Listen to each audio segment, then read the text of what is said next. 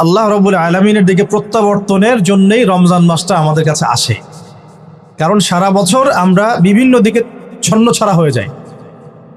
একটা আছে ঘর, এই ঘরের মধ্যে অনেক মানুষ আছে, এই মানুষগুলো বিভিন্ন দিকে ছুটে চলে গেছে, তাদেরকে ঘরে ফিরিয়ে আনতে হবে। ফিরিয়ে আনার মৌসুমটা হচ্ছে রমজান। এটা না খেয়ে থাকার মৌসুম না, পানি পান না করার মৌসুম না, এটা স্ত্রী সহবাস করবো না এটার জন্য রমজান নয়। এটা আমাদের একটা রেগুলেশনস, রুলস, আল্লাহর পক্ষ থেকে দেয়া একটা রেগুলেশনস। এটা কিন্তু মূল উদ্দেশ্য না। আল্লাহ পাক কিন্তু এই উদ্দেশ্যে রমজান নাজিল করেন নাই বা আমাদেরকে দেন নাই যে আমরা শুধু খাবো না আর পান করবো না, স্ত্রী সহবাস করবো না। উদ্দেশ্যটা আল্লাহ পাক আয়াতের শেষে বলেছেন, লাআল্লাকুম তাত্তাকুন, যাতে করে তোমরা তাকওয়া অবলম্বন করতে পারো। আর এটা শুধু একদিন এক মাসের কোনো ট্রেনিং সেশন না, এটা বছর জুড়ে যেন থাকে, সারা জীবন জুড়ে যেন থাকে। এই জন্যই বেসিক্যালি রমাদান আসে।